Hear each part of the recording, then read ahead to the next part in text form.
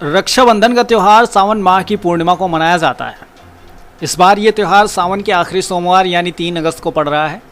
ये रक्षाबंधन बहुत खास होने वाला है क्योंकि इस साल रक्षाबंधन पर सर्वार्थ सिद्ध और आयुष्मान दीर्घायु का शुभ संयोग बन रहा है।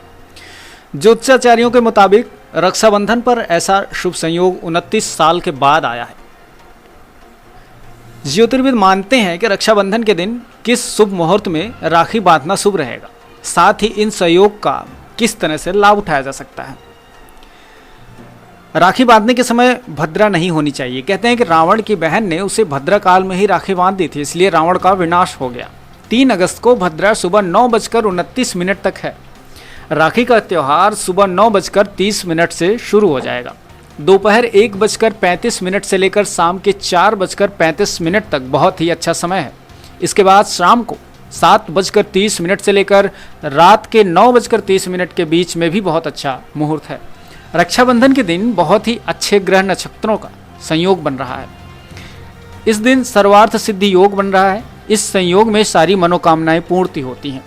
इसके अलावा इस दिन आयुष्मान दीर्घायु योग है, यानी भाई बहन दोनों की आयु लंबी होने के संयोग हैं।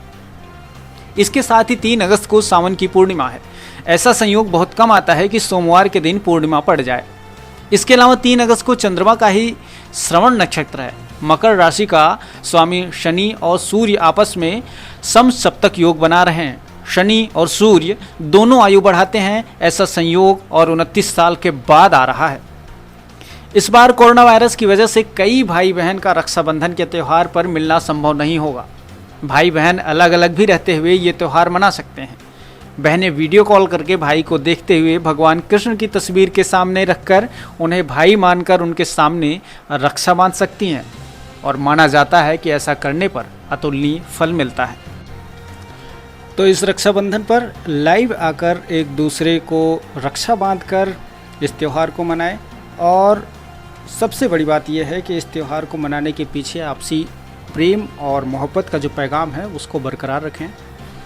साथियों, अगर अभी तक आपने आईमा मीडिया को लाइक, सब्सक्राइब और शेयर नहीं किया है तो एक बार ऐसा ज़रूर करें, क्योंकि आपके सहयोग और समर्थन की वजह से हम लोग लगातार आगे बढ़ रहे हैं और आप लोगों के सहयोग की वजह से ही हमें काम करने की प्रेरणा मिलती है। बहुत बहुत शुक्रिया। नमस्कार।